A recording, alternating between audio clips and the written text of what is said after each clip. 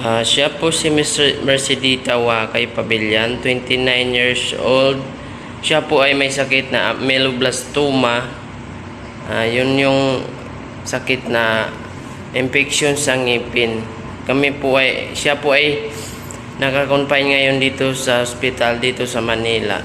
Siya po ay taga Tabuak, Sabaan Bay City. Siya po ay nakatira ngayon dito sa Manila at nakakonfine dito sa ospital.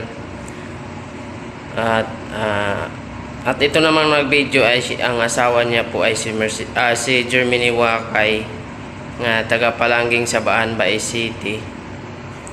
Kami po ay sana humingi ng kaunting tulong para po sa kanya sa operation dahil medyo nahihirapan na rin kami dito sa ospital. Wala po kami